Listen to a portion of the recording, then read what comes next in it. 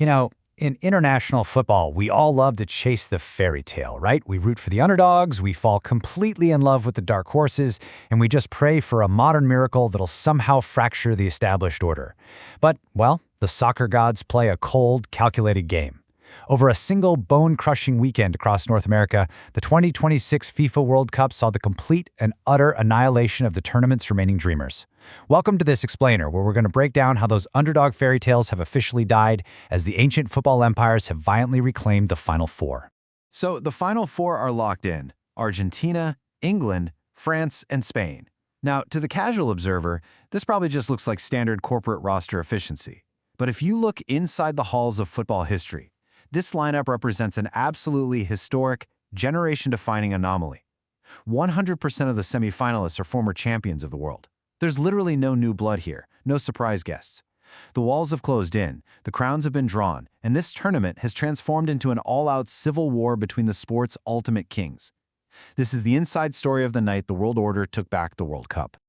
Okay, let's dive into this. To fully comprehend the sheer structural gravity of what is unfolding on our screens right now, we really need to look directly at the data footprint left by football history. Shifting through the historical archives, a completely unified all-former champions semifinal has occurred exactly twice before in the tournament's entire 96-year history. The first time the world witnessed this kind of planetary alignment was back in Mexico in 1970. Then, 20 years later in Italy in 1990, the matrix repeated itself, delivering a gritty defensive war between West Germany, Argentina, Italy, and England. And now, in the high-stakes summer of 2026, that classic wait is being systematically recreated.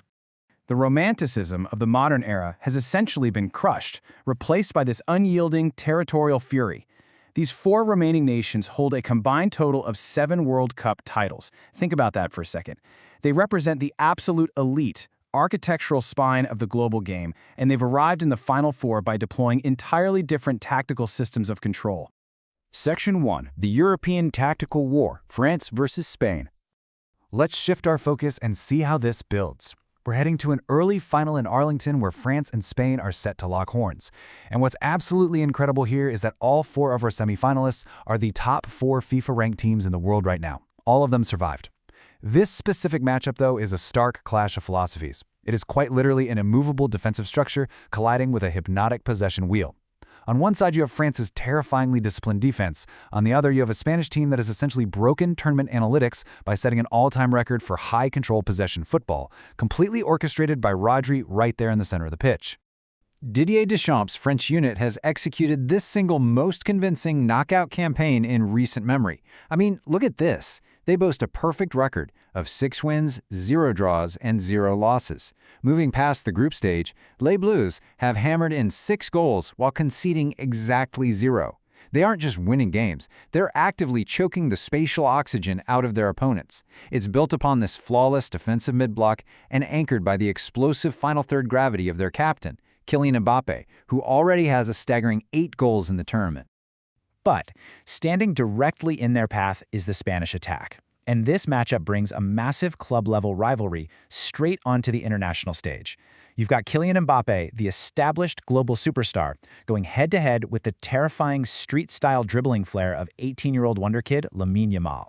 Yamal actually came into this tournament recovering from an injury, but he has looked sharper and more dangerous with every single match. If he fully rediscovers that Euro 2024 magic against Mbappe, Spain could absolutely dictate the outcome here. Section 2. Quarter-final bloodbath survival.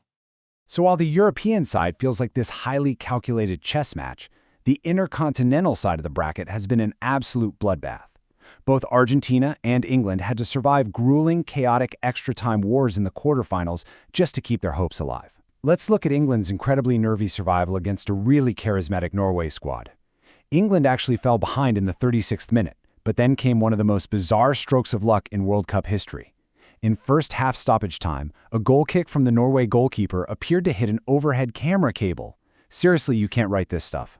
The ball dropped unexpectedly to England, leading to Jude Bellingham smashing home a hugely controversial equalizer. Despite massive protests from the Norwegians, the goal stood, and Bellingham eventually bagged the winner early in extra time. With that extra time strike, Jude Bellingham now has 6 tournament goals. This ties him perfectly with his captain, Harry Kane. Bellingham has truly emerged as the absolute driving force for the three lines. He's stepping up when it matters most and almost single-handedly keeping the 1966 champions alive in this tournament. Meanwhile, the defending champions Argentina faced their own pulsating 120-minute war against Switzerland. Alexis McAllister opened the scoring early, but the Swiss bravely equalized in the second half. So, the crucial point is right here, the 72nd minute. Switzerland's Briel Embolo was shown a red card, completely shifting the numerical advantage. But even with that edge, it still took until the 112th minute for Julian Alvarez to finally break the deadlock with a breathtaking strike, followed by Lautaro Martinez sealing the 3-1 victory. Now, what's truly fascinating is the context behind Argentina's attack. Lionel Messi didn't find the back of the net against Switzerland, which is actually the first time he hasn't scored in a knockout match this entire tournament. But look at this number on screen, 17. Messi delivered an unbelievable 17 key passes during that match. So even when he isn't scoring, he is masterfully orchestrating the play and completely dissecting defenses. Argentina's manager Lionel Scaloni summed up their quarterfinal perfectly. He simply stated, "Suffering is in Argentina's DNA." And honestly, it's so true. This team, dating all the way back to their run in Qatar 2022, has an immense capacity to suffer, adapt on the fly, and ultimately prevail on the biggest stage. They just know exactly how to navigate the chaos of dramatic knockout football. Section 3, an historic grudge match, Argentina versus England. Heading into Atlanta, this isn't just a semifinal to see who reaches the biggest game on earth. It's the renewal of one of the World Cup's most iconic, fierce, and historically bitter rivalries. The history between these two nations spans nearly 2 centuries and is deeply intertwined both on and off the pitch. The footballing rivalry really heated up after England won their title in 1966. Off the pitch, the relationship has been heavily defined by the 1982 sovereignty dispute over the Falkland Islands, also known as the Malvinas in the South Atlantic. And of course, just 4 years after that conflict, the teams met in the 1986 World Cup, a match forever etched in history by Diego Maradona scoring both the infamous Hand of God goal and then following it up with one of the greatest solo goals ever recorded. So yeah, this is a fixture carrying massive, undeniable weight. Now, what's really interesting about this slide is how the analytic supercomputers view this clash. According to Optus projections, the margins are razor thin. England is actually given a slightly higher probability to reach the final at 50.9%, compared to Argentina's 49.1%. That's right, the defending world champions, led by Lionel Messi, are surprisingly viewed by the data models as the slight underdog to advance from this heavyweight showdown. Which brings us to the ultimate question as we look toward these monumental semifinals. With France, Spain, England, and Argentina locking out the rest of the globe and guaranteeing that a former champion lifts the trophy once again, has the illusion of World Cup parity been permanently shattered by the old world order?